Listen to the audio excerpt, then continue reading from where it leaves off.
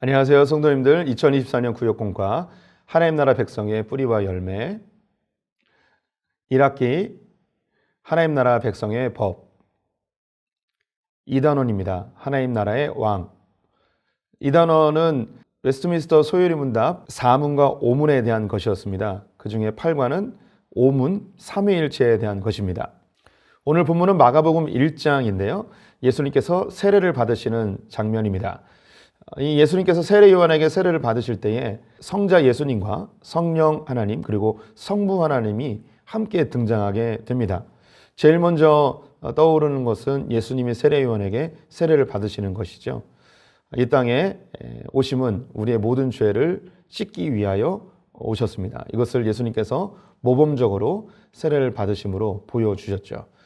두 번째는 성령 하나님이 비둘기 형상으로 예수님에게 임하셨다는 것입니다. 성령 하나님이 임하실 때 하늘이 갈라지는 모습을 보여주었는데요.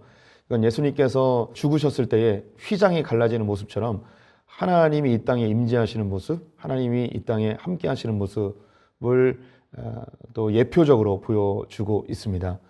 성령 하나님이 예수님과 함께 이 땅에서 사역하고 계심, 성령 하나님이 예수 그리스도의 그 사역에 동참하고 계심을 보여줍니다. 또 세 번째로 성부 하나님께서 예수님에게 대하여 너는 내 사랑하는 아들이라 내가 너를 기뻐하노라 라고 선언하십니다. 하나님께서 예수님에 대하여 기뻐한다라는 것은 하나님이 계획하고 목적하신 일을 이루어내시는 일 때문입니다. 예수님의 구원 사역, 온 인류를 구원하시는 그 위대한 사역에 하나님은 기뻐하고 있고 그 일에 기꺼이 자기를 비워 인간의 모습으로 오신 그 예수님을 너무너무 사랑하시는 하나님의 고백이 이 안에 담겨 있죠. 이 예수님이 세례를 받으시는 장면에서 우리는 성부, 성자, 성령 하나님이 함께 이 구속의 역사를 함께 하셨음을 우리는 발견하게 됩니다. 공과 내용을 살펴보면 말씀은 마가복음 1장 9절에서 11절이고요. 암송 구절은 하늘로부터 소리가 나기를 너는 내 사랑하는 아들이라 내가 너를 기뻐하노라입니다. 요점은 하나님은 성부, 성자, 성령 삼위일체로 존재하는 한 분 하나님이심을 알게 하는 것입니다.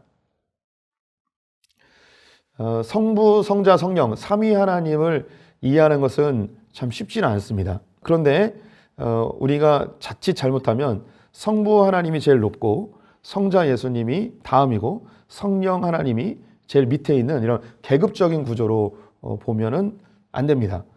성부, 성자, 성령 삼위 하나님을 이해하는 가장 좋은 그림이 있다면 삼위 하나님이 서로 손을 잡고 사랑의 댄스를 추시는 장면을 보시면 좀 이해가 쉬울 것입니다. 서로 손을 잡고 원을 그리고 있다는 것은 서로 수평적 관계라는 것이죠. 이 삼위 하나님은 완전한 사랑과 완전한 지지, 완전한 격려, 완전한 헌신하는 공동체입니다. 이 삼위의 하나님, 사랑의 온전한 모습을 갖고 있는 그 공동체의 모습을 인간을 창조하면서 그대로 우리에게 명령하신 것입니다. 하나님이 사랑을 알기에 우리에게 사랑을 요구하고 있고 하나님이 교제를 알기에 우리에게 교제하라고 합니다. 하나님이 헌신과 그리고 지지와 격려를 아시기에 우리에게 사랑과 지지와 격려를 요구하고 있는 것이죠. 우리가 믿는 하나님, 다른 신들과 차이점이 바로 여기에 있습니다. 다른 신들은 단일신인 경우가 많고요. 또 신들끼리 서로 다투고 싸우고 전쟁하는 모습을 보이고 있습니다. 그런 신들이 사랑을 이해하기가 어렵습니다. 단일신의 경우 신이 하나인데 어떻게 공동체를 알 것이며 사랑을 알고 용서를 알겠습니까? 하나님의 이 삼위일체는 우리에게 많은 메시지를 담고 있습니다. 오늘 본문에서 예수님의 모습이 먼저 등장하죠. 첫 번째 질문, 예수님이 누구에게 세례를 받으시는 것으로 자신을 드러내셨습니까? 요단강에서 세례 요한에게 세례를 받으셨죠. 그래서 이 예수님이 세례 요한에게 세례를 받음으로 본인이 메시아, 그리스도임을 보여주고 있습니다. 기름 부으심을 상징적으로 보여주는 거죠. 요한복음을 보게 되면 보라 세상죄를 지고 가는 하나님의 어린 양이라고 이야기하였습니다. 또한 세례 요한에게 하나님께서 하나님의 성령이 비둘기처럼 임하는 것을 볼 때에 메시아, 그리스도라는 것을 알게 될 것이라고 이야기하셨습니다. 이로 인해서 세례 요한의 지목으로 예수님이 메시아인 것이 이스라엘 땅 가운데 선언되게 된 것이죠. 두 번째 질문, 성령 하나님은 어떤 모습으로 예수님에게 내려오셨습니까? 성령님이 비둘기같이 예수님에게 내려오셨습니다. 이 비둘기는 새로운 시대를 여는 매우 중요한 상징물입니다. 노아 홍수 이후에 새로운 시대가 열릴 때에 비둘기가 활용되어지죠. 구약에서 신약으로 넘어갈 때에 비둘기가 또한 활용되어집니다. 또한 아가서 말씀을 보게 되면 이 비둘기가 온유한 모습, 인자한 모습으로 드러납니다. 그래서 성령 하나님이 새로운 시대를 염과 동시에 우리에게 따스한 온유한 모습으로 찾아오심을 보여주는 것이죠. 예수님께서 세례를 받을 때 성령님이 비둘기의 형상으로 임하셨습니다. 이것은 예수님의 사역에 성령 하나님이 동참하셨다는 것이죠. 세 번째, 하나님의 모습입니다. 예수님이 세례를 받으실 때 하늘로부터 어떤 음성이 들렸나요? 하나님이 선언하셨죠. 너는 내 사랑하는 아들이라, 내 기뻐하는 자다 라고 하셨습니다. 이 기뻐하는 모습은 하나님이 계획했던 구원의 역사가 예수님을 통해서 이루어지고 있기 때문입니다. 이와 같이 하나님은 구원을 계획하셨고 예수님은 이 구원의 역사를 실행하셨으며 성령님은 지금도 우리와 함께 하셔서 우리에게 적용해 나가고 계십니다. 초기 기독교의 신학을 집대성한 어거스틴이 우리에게 좀 더 익숙하죠. 삼위일체 교리를 집대성하면서 삼위일체론이라는 대작을 썼습니다.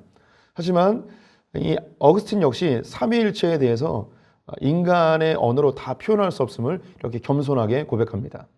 만약 무엇인가를 완전히 파악했다면 그것은 하나님이 아니다. 삼위일체는 우리의 언어로 다 이해하지는 못합니다.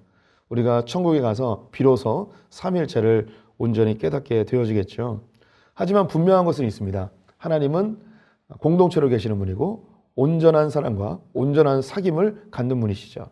그 하나님을 닮아간다는 것은 우리 역시 온전한 사귐, 온전한 공동체, 온전한 교제로 나아간다는 것입니다.